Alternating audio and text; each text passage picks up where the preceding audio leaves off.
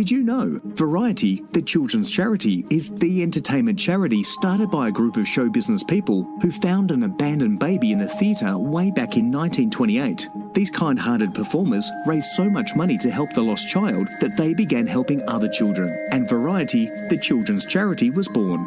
Read the full story and support the entertainers charity that supports kids in need today. Visit variety.org.au. You're listening to the School of Hard Knock Knocks podcast with me, Maury Morgan. Ladies and gentlemen, your next comedian.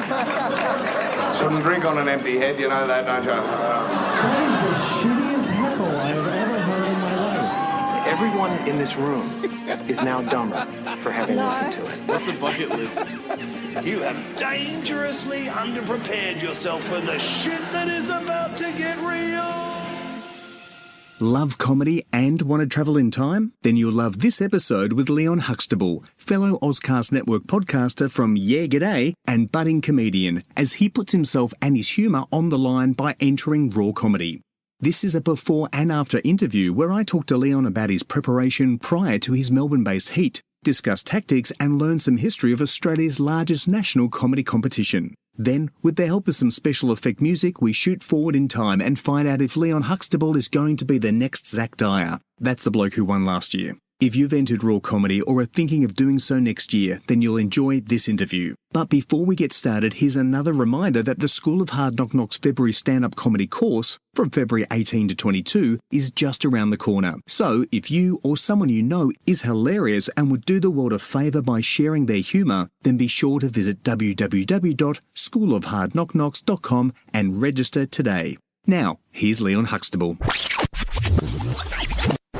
Good afternoon, Leon. How are you? I'm good, thank you. Yeah, g'day, Maury. It's good to hear from you again. Oh, yeah, g'day. Yeah, g'day. Now, those people listening to this podcast, the School of Hard Knock Knocks podcast, might be familiar with that voice and the greeting, yeah, g'day, because you are from the podcast, yeah, g'day, Leon. I am. I'm one of the hosts of Yeah, G'day, the Australian podcast. Hopefully people will know something of it, or at least one person will know, so I feel a little bit famous.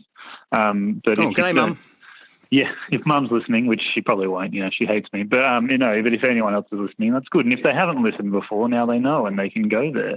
Yeah, g'day. Yeah, exclamation mark, g'day. So just in case there's a rip-off somewhere.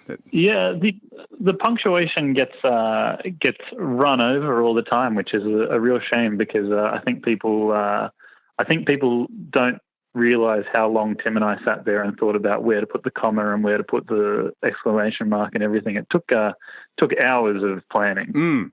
That's right. They say that sometimes that finding the title for the book takes longer than the book, so I can understand that in many ways. Now, Yeah G'day is... What are you? You're kind of like an Australian studies podcast, aren't you? A Year 9's nightmare. Yes, I was going to say almost the Year 9's nightmare, but hopefully we're the part that the Year 9's will listen to. We've many times said that you shouldn't listen to your teachers anymore. You should only listen to our podcast to get your history. Now, I am a teacher by trade, so that's somewhat okay. I am qualified to give the educational advice. But yes, it is. We call ourselves the Complete Guide to Australia. So if you're listening to any other podcast about Australia, it's not complete. It's not doing the job that you need. And just direct all your attention to ours. And important issues like how you make pavlova, for example, was one of the... Yes, which involves vinegar, which no one was prepared for, especially not me. Yeah, there you go. So you heard it first, or second on the School of Hard Knock Knocks, first on Yeah G'day. Well, Thank you, Leon. Now, the reason we're interviewing you for this School of Hard Knock Knocks podcast is because we're not talking about, Yeah G'day, but we are talking about an Australian cultural heritage, raw comedy. Comedy. Now, you're actually going to do... You're going to be in a heat this coming Saturday at Raw Comedy in Victoria. Yes, I am, which is exciting. My first time ever. First time. Now, it's not the first Raw Comedy ever. When did Raw Comedy start? Raw Comedy started in 1996, which is before I was even in school myself. You're a young kid. 96. I am. Uh-huh. I'm a 92 baby. Oh, dear me. And I believe Adam Spencer won that one. Yeah. He did, and not my friend Adam Spencer that I went to school with, the actual famous Adam Spencer. That's a funny guy. Yeah, get stuffed, Adam. That's Yeah, to your screw mate. you, Adam. Yeah. Yeah, exactly. And Chris Franklin, 1998, so 2 years later. The reason I mention Chris Franklin is because Chris Franklin is not only a big supporter of the School of Hard Knock Knocks, but he's actually one of our guest teachers that regularly comes in to our Melbourne course and even our Wagga Wagga course that we ran amazing. in December last year. So, so we've got a couple. Even Ben Horowitz, who is the co-founder of the School of Hard Knock Knocks, actually got into the Victorian finals. And he'd hit a couple of nobodies, Anne Edmonds and Ronnie Chang.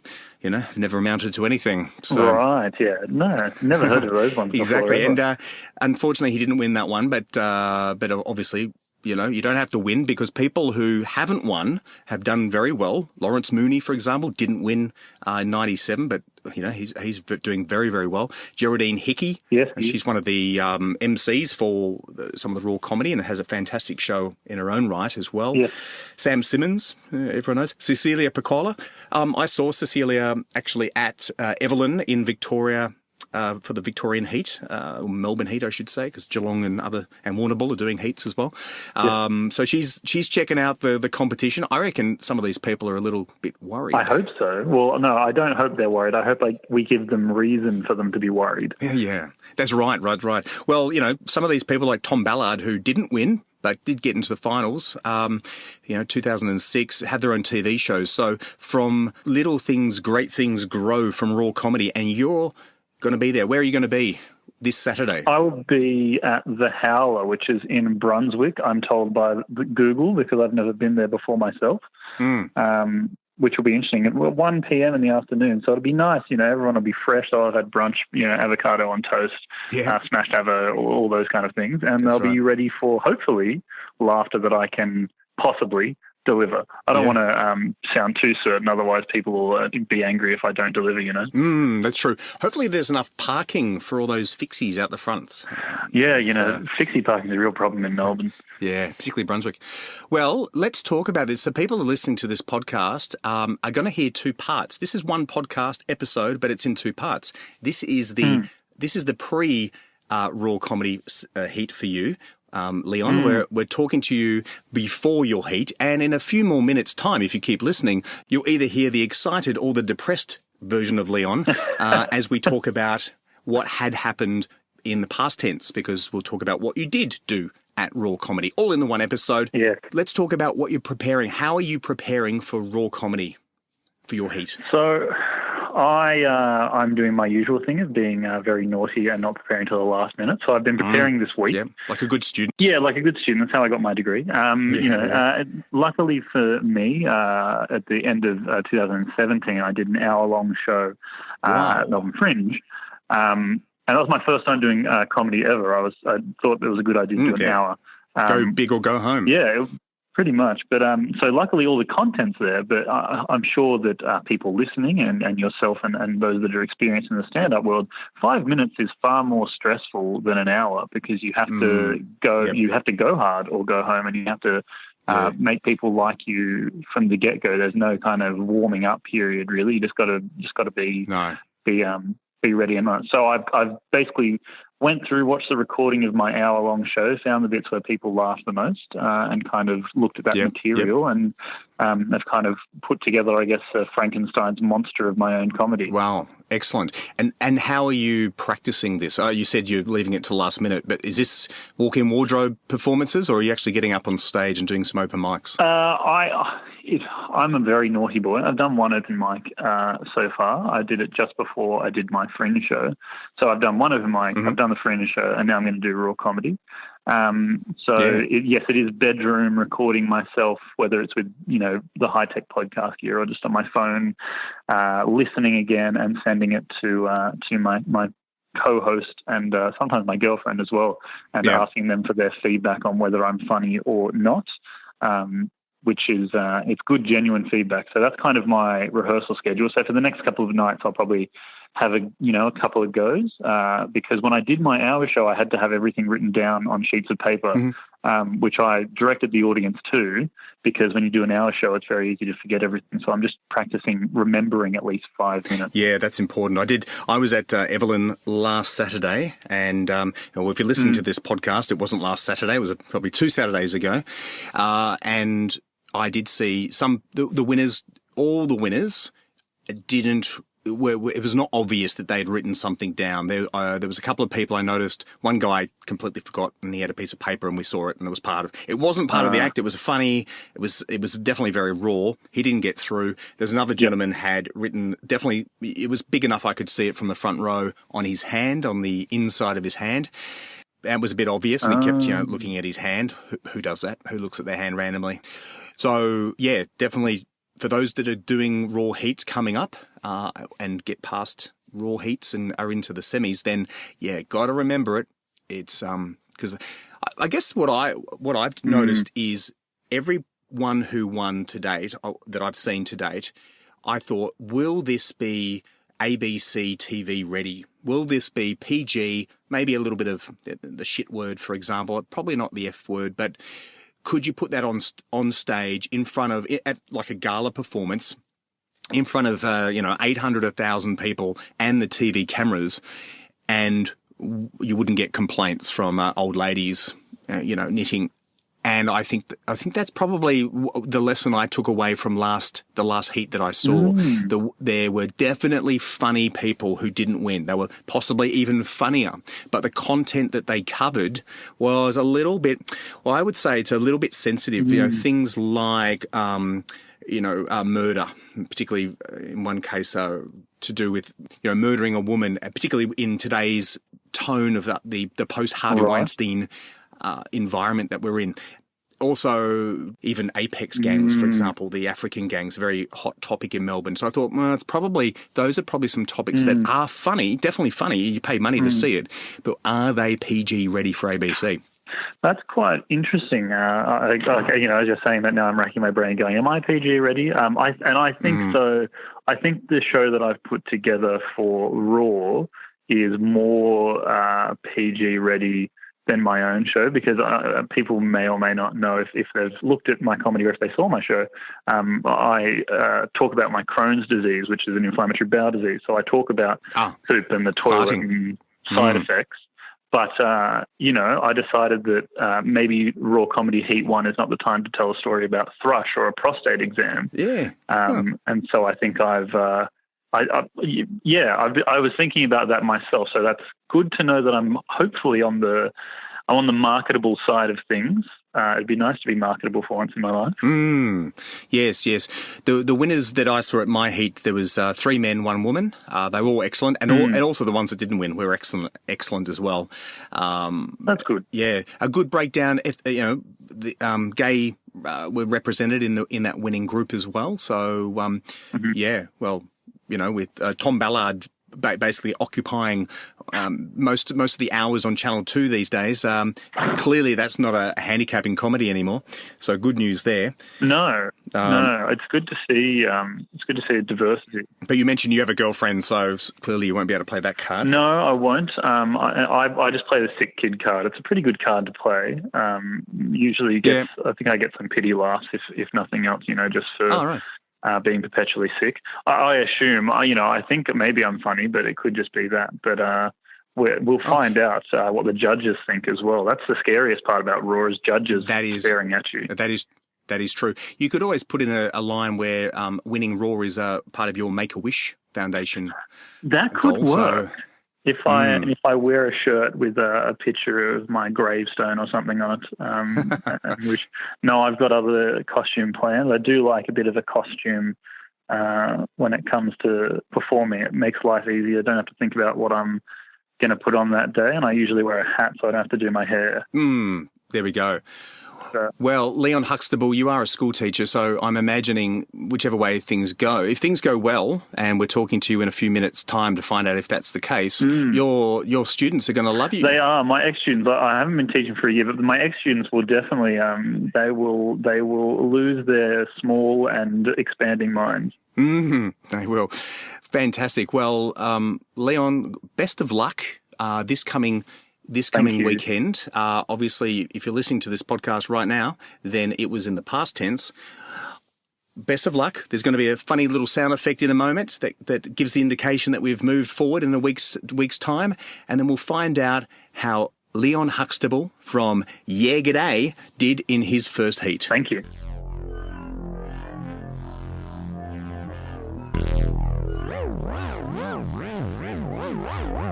G'day, Leon. How are you? I'm good, thanks, Maury. How are you? You are good, but you're not that good, are you? I'm not overly great, but I'm pretty well. And you would be better if things went a little bit better last week. I would have, yes. Unfortunately, I was not in the 5 winning contestants in my Raw Comedy heat. That's a shame. But I gave it my darndest, didn't I? You did? Excellent. Well, here we are to talk about it. Yeah, we've as people listening to this podcast have just heard, the warm-ups, the excitement, and now, well, let's unpack what happened. Let's talk about the day of on stage, and then immediately afterwards, and then getting the results. So, on the day, where were you? I was at the Howler, which is in Brunswick, I'm pretty sure. Now I can't remember. Brunswick, and it's a great venue. I've never been there before. It's a little bit of a tricky one to find, being just that sliding door in the car park. But it's a lovely venue once you get in there. So, yeah, rocked up there on time and stood around with all the other nervous comedians who were kind of just looking sheepishly around the room.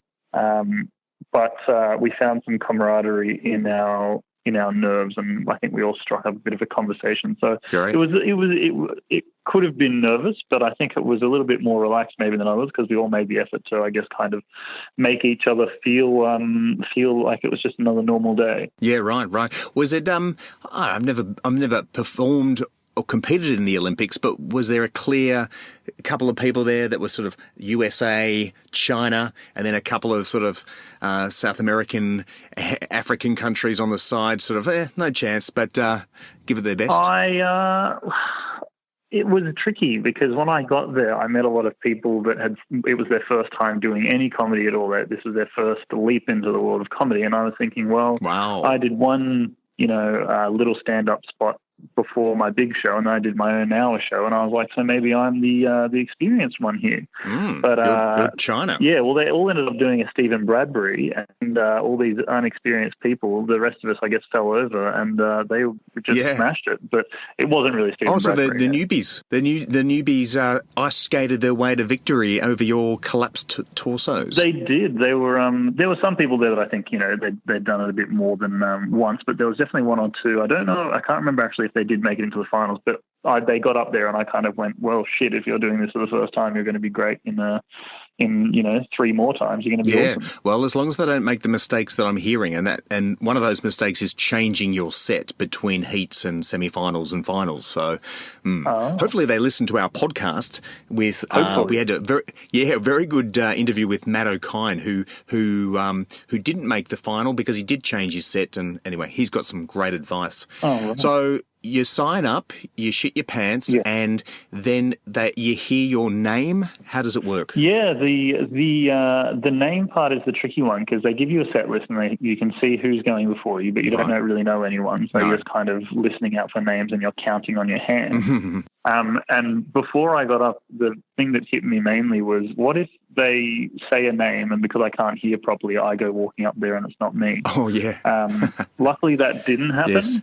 But yes, it was a bit hard to discern, because we did have Ivan Aristeguieta, is my wonderful South American pronunciation. Yes. And he has a wonderul accent, and sometimes the music and his accent were just kind of clashing, and so you couldn't hear. But anyway, so yeah, you kind of it's a little bit of a good thing and a little bit of a bad thing, because you sit in the audience and you watch everyone else. Yes.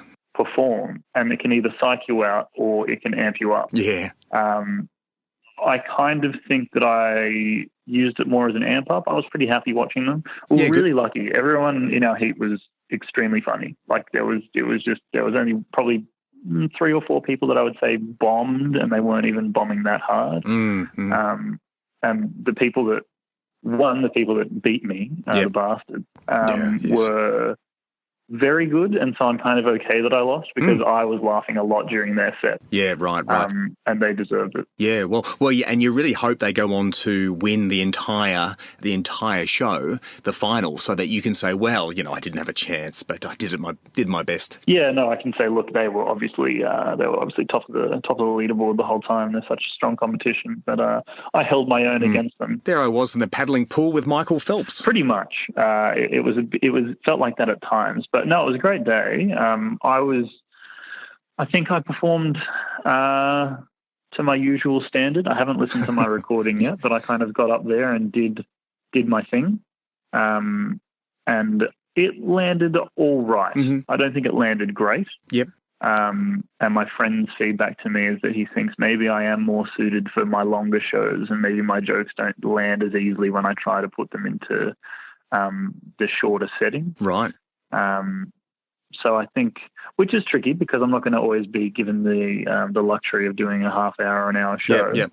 But it's good to know. So you need a bit of polish on those jokes, do you? Quite possibly, or to do jokes that are written specifically for 5-minute spots, because obviously, as I said, now in our pre-prep, I just was taking jokes from my show that was an hour and planting them in there. So maybe I need to be a bit more targeted. There you go. Well, that's what we teach at the School of Hard. It's a good segue. I'm going to go there. That's what we teach at the School of Hard Knocks. It is about word economy, particularly because not in our shows, but you're right.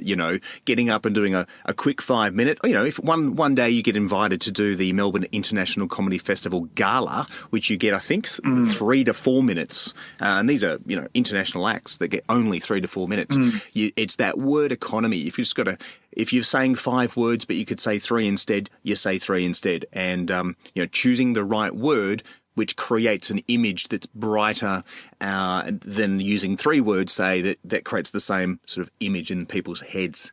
Oh, that's good. That's good. So, how were in the lineup? Were you in the obviously you weren't first, but were you in the middle or the end? I was quite happy with my spot. I was the last one before intermission, which I think is an all right place to be. Yep. Because you can get drunk straight away, can't you? Well, I could have, yeah. No, I'm on a bit of a drinking detox at the moment, so I stayed stone cold sober the whole time. I wanted to have my wits about me. Yes. But no, it's good because I think that if you are good, or even if you're not that great, it's probably going to stick in people's minds because they see you, then they go for a break and they digest your performance and then they come back. So, no, I was happy with my spot. I think it was 9th or 10th with the amount of people that we had on the day. We had about 18 people, I think. Okay, good number. I know when I went to watch some of the School of Hard Knocks alumni perform, on the list, I think there was over 30 names, and there weren't 30 on the day. So a few people sign up, but they just don't turn up on the day. Did you find that? Yeah, that happened for us as well. Yeah, I think it was rostered to be, say, 20 to 21, and I think it ended up being maybe between 16 and 18 or something. And that kind of surprises me, I think, because, I understand that other things that come up that might be unavoidable, but if it is people that sign up and then go, I'm not going to do it, it's kind of sad because to me the raw comedy environment is you're new, you're starting, get out there. If you don't take the opportunity to get out there, I think it kind of is a setback, really, and a step backwards rather than a step forward. Yeah. Well, nerves get to people. Perhaps they signed up when they had a few too many, and or their friends put them up for it, and then they thought about it. And yeah, I see it all the time. When we do our classes, the School of Hard Knocks class, we typically get around 12 to 15 people enroll in each class, and we find about 10% don't turn up for the final graduation where they have to perform their original 5-minute set to a room of 80 people or more. So that's reality, but it's if it was easy, everyone would be doing it. That's true. That's true. The only thing that I think that I would say about the day is that the rules that they set out on the Raw Comedy website are rules that people should definitely look over and definitely follow. There was a comedian or two that they didn't slander the other comedians, they didn't attack them too bad, but they definitely made references that weren't positive, and it kind of left a very bad taste in my mouth. Okay. I kind of sat there and went, I guess they're kind of in a way talking about me, and I'm like, that's not nice. Like for that environment, you don't want to get up there and be mean about your fellow comedians who are all there, having a go. Yeah, right. But I mean, outside of the competition of raw comedy, it's open slather. You can go to town on about people, everyone, but obviously with respect. But and did that person happen to get up into that top 5 on the night? They did not. They started off well, there you go. all right, but then they didn't go. Calm as a bitch.